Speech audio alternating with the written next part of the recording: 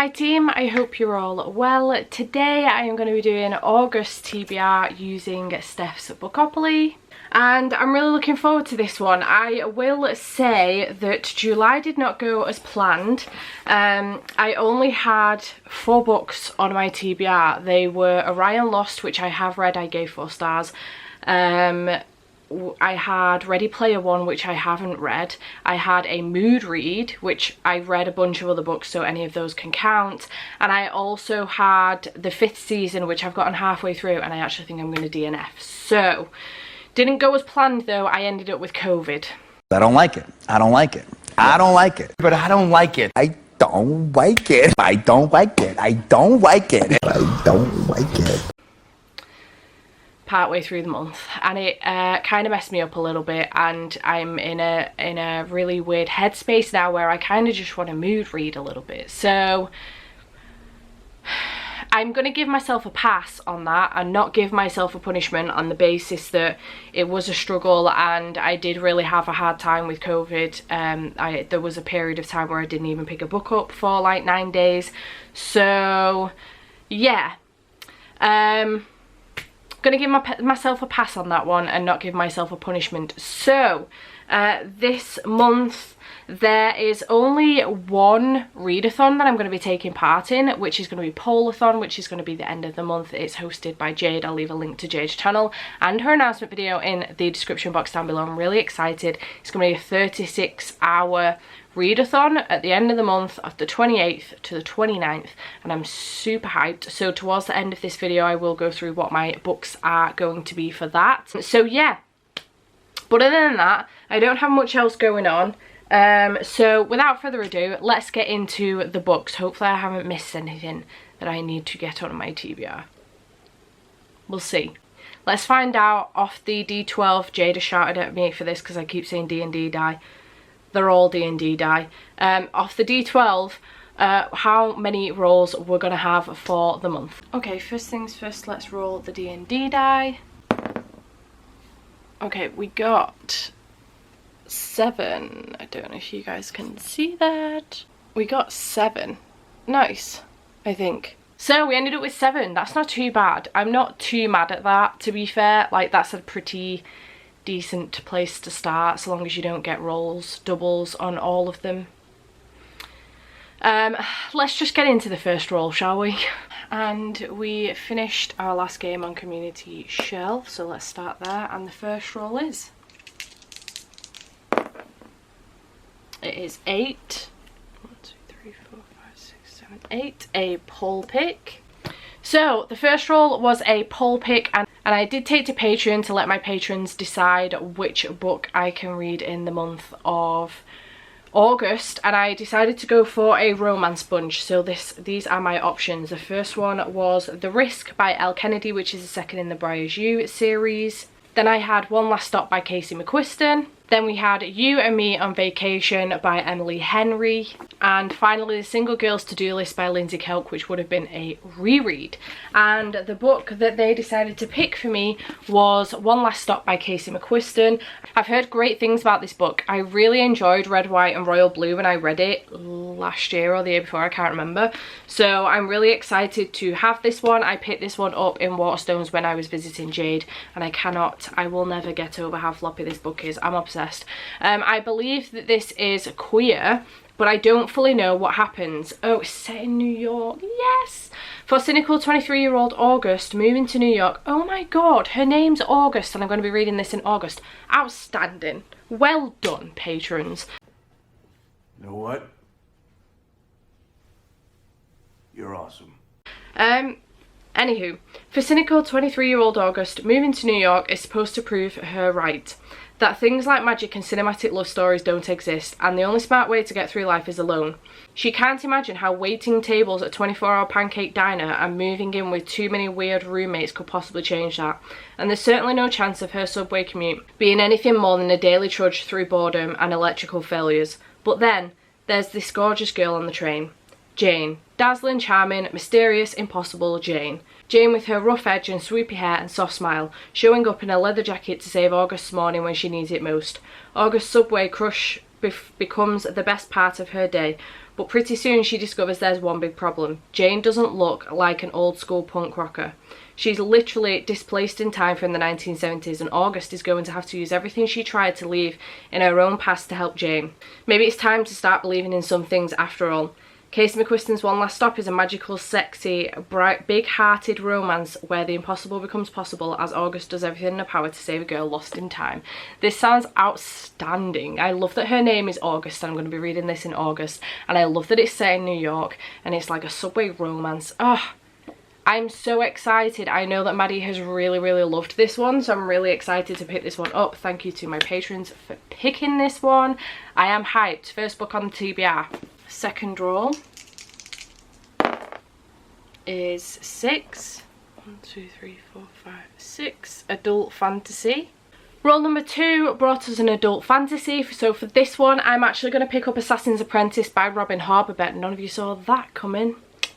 I have been umming and ahhing about starting this series since I saw the Catch Up Book Club doing this one, which is Becca's book club, and they have been reading this series for a really long time now. They are halfway through the series, and they're having a great time with it, and I have very severe FOMO. I don't know if I'm going to love this. I'm not sure if it's going to be up my street. I'm not sure, but I know but I know that Gav and Pris have been talking about doing Delayed a Ling Along for a while now, which is basically the Catch Up Book Club have called this series that they're reading Elder Ling Along, and Gav and Pris came up with Delayed a Ling Along, which is basically reading the series but delayed, so catching up with the Catch Up Book Club. And I have messaged Gav, mentioned it to him, and he still really wants to do it because I really want to get on board with this now, and I know there's a lot of people that still really want to read this series after seeing Catch Up Book Club reading it and having a great time with it, or kind of a great time, just crying a lot basically, and we really want to do it. So I mentioned it in a live show a couple of weeks ago, and then Gav mentioned it again the other night, and I've messaged Pris as well. She's on board, so I'm really excited. I'm hoping that I really enjoy this one. I am extremely intimidated because this is a huge series. I think there are about 6 series within the series, and they're all trilogies. Fairly certain that's the case. So there's a lot of books to get through, and the books get chunkier as you go along. I know nothing about this other than the fact that it's about a boy called Fitz, who I think is the king's bastard son, and he's been thrown out, and he is now I don't know. The kingdom of the Six Duchies is on the brink of civil war when news breaks that the crown prince has fathered a bastard son and is shamed into abdication. The child's name is Fitz, and he is despised. Raised in the castle stables, only at the company of the king's fool, the ragged children of the lower city and his usual affinity with animals provide Fitz with any comfort. To be useful to the crown, Fitz is trained as an assassin, and to use the traditional magic of the Farseer family, but his tutor, allied to another political faction, is determined to discredit, even kill him. Fitz must survive, for he may be destined to save the kingdom. I've heard such good things, and I know that everyone really fucking loves Fitz, so I'm really excited to pick this one up and get into it. As I go on with this, well, if I carry on with the series, hopefully I fucking love this. I might just quit BookTube if I don't like this one, because I'm sick to death of being that bitch that doesn't like all the popular fantasies. So I might quit BookTube if I don't like this one. Oh no, she didn't! Don't hold me to that. Yeah, if I continue on with the series, I will not be reading the blurb out like that, because I believe that as you get further into the series, the blurb spoils a lot. So, Assassin's Apprentice. Roll number 3 is 6. Chance card. And we got a small book. Nice. Roll number 3 brought us a chance card, and we ended up with a small book, which is a book of under 300 pages. So for this one, I'm actually going to chuck one of my books on here for Polarthon, and that's going to be Melt by Elle Fountain. I am really excited about this one. It sounds really good. It is in middle grade, and it says, U2 lives in a remote Arctic village with his elderly grandmother. Their traditional way of life is threatened by the changing snow and ice, which melts faster every year. Bee is trying to adapt to yet another new school. Worse still, her father's new job takes up any spare time and his behaviour has become odd and secretive. On a trip she hopes will fix things, their fate takes a drastic turn and Bee's life becomes entwined with U2's in a way she could never have imagined. Together they become locked in a desperate race for survival. It sounds really, really good, so I'm really excited about this one, and it is small. It is 252 pages, so it's under 300 pages, so I'm looking forward to this one. Sounds really good. Roll number 4 is 8. 1, 2, 3, 4, 5, 6, 7, 8. A 5-star prediction. Roll number 4 brought us a 5-star prediction. I do have these saved in my phone so I can keep on top of what my 5-star predictions are and what I've read of them. And for this one, I'm going to pick up Vengeful by V.E. Schwab, which is the second in the Vicious series. I really loved Vicious. In this series, we are following 2 guys who are best friends, Eli and Victor. They go to university together. We follow them in separate time, like a couple of different timelines, mostly going back to when they were at uni 10 years ago, and then in the present day, but just jumping through the present day timeline as well. And basically this is following these 2 guys who are essentially the most morally grey characters I've ever met in a book. And when they were younger and in uni, they wanted to figure out what made extraordinaries, what made people with superpowers. They figured it out, they tried it out, and we are now in this situation. So I'm really excited to continue on with this series. I gave Vicious 5 stars. I really, really, really loved it. So I'm really excited to continue on. It is a chunker, but I'm really excited. So I know it's one of Jade's favourites as well. Well, V. Schwab in general is one of Jade's favourites. So I'm hyped. I can't wait to pick this one up. Roll number 5 is 4. 1, 2, 3, 4. A YA fantasy. Roll number 5 brought us a YA fantasy. We haven't had one of these in a while, and I thought this would be a perfect opportunity to continue on with the Spellslinger series. So I'm going to pick up Shadow Black by Sebastian de Castell, which is the second in the Spellslinger series. And in this one, we are following Kellen, who essentially in the first book didn't come into his magic like he hoped and was having issues with it, and he was supposed to be in a kind of like magical tournament, I think, and he was hoping his magic would just come to him at the last minute, and it didn't, and a lot of shit went down, and I really enjoyed it. It was really, really good. It's been a while since I picked up Spellslinger. It's been a couple months, so I'm really excited to jump back into this series. It's beautiful sprayed edges, and continue on with this one, and also, you know, carry on with the narrator that I really, really like as well, because I love the narrator that narrates all of Sebastian's books, Joe Jameson. So yeah, I'm really excited to continue on with this series and find out what happens next. Roll number 6 is a double, and it is 4. 1, 2, 3, 4. A Kindle Unlimited book. Roll number 6 brought us a double, so that means we have 8 rolls to complete now. We did so well. We were doing so well.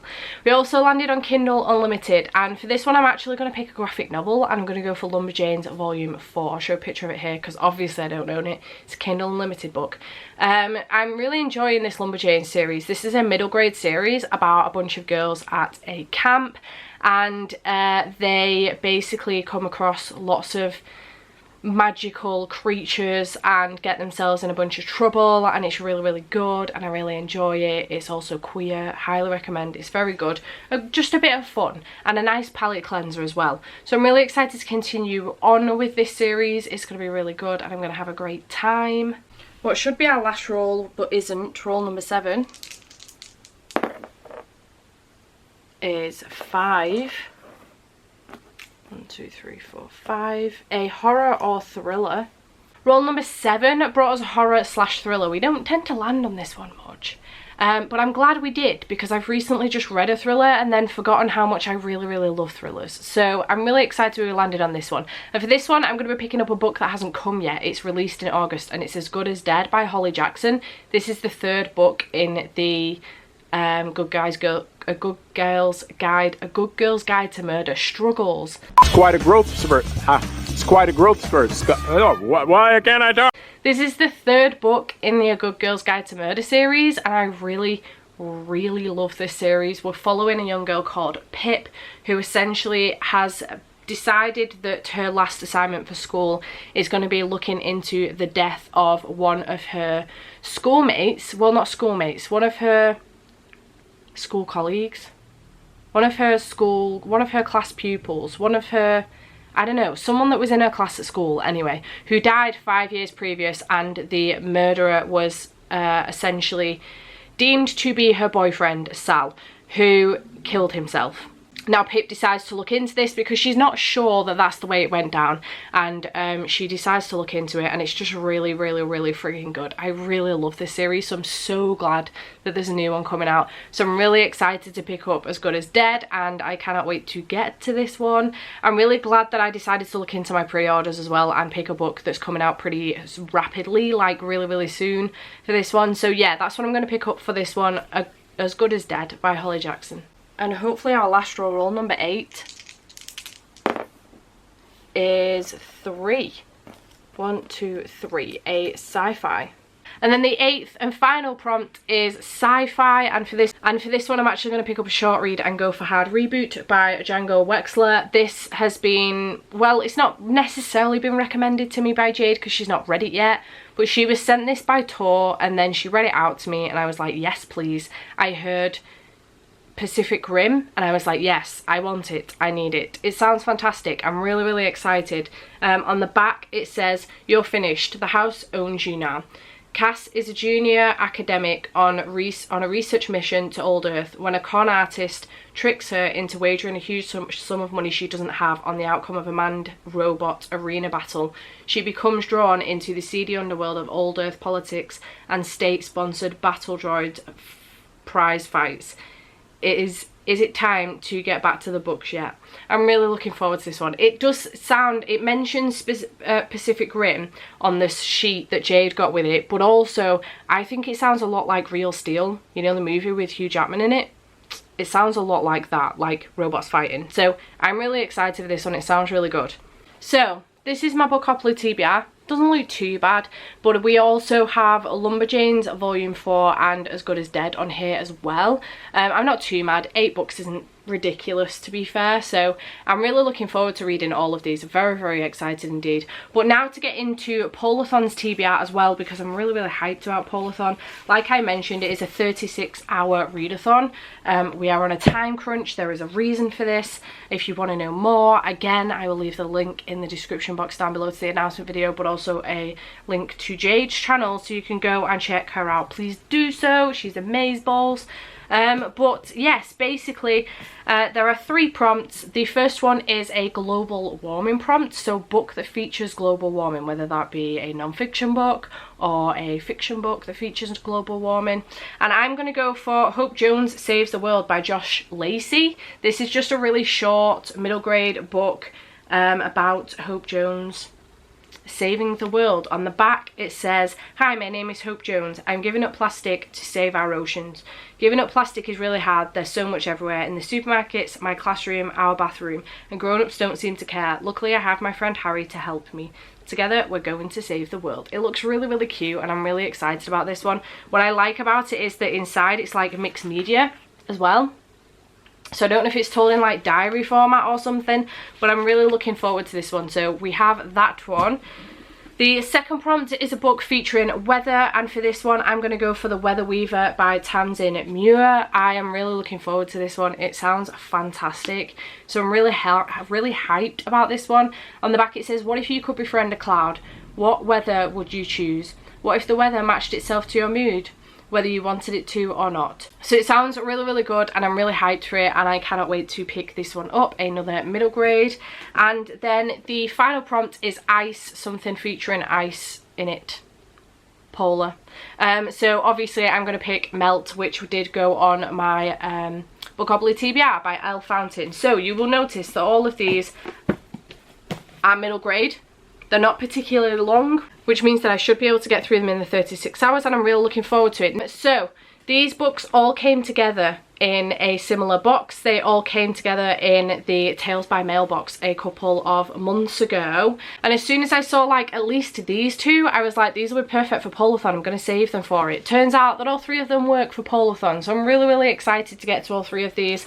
I've been holding on to them for a little while now, so I'm looking forward to picking these ones up. So that is my TBR for Polarthon. So yeah, overall that is my TBR for the month. I do have a secret TBR going on in the background as well for a different video, but this is what I'm showing you for now. So this is my TBR. I'm really looking forward to it. I'm really excited for the month. I feel like this gives me a really nice range of stuff as well. I've got some romance, some adult fantasy, some sci-fi, some YA, some middle grade. So it's given me a huge range of books, which is really nice because I am massively right now, my head is just a mess. So I'm massively in a mood reader state. So I'm really looking forward to the month of August. I'm looking forward to the books that I'm going to be picking up. Let me know in the comments down below if you've read any of these, what you think I should prioritize maybe. Let me know if you're taking part in Polarthon, what you're going to be reading maybe. And I hope you have enjoyed this video, and I shall see you next time. Bye for now.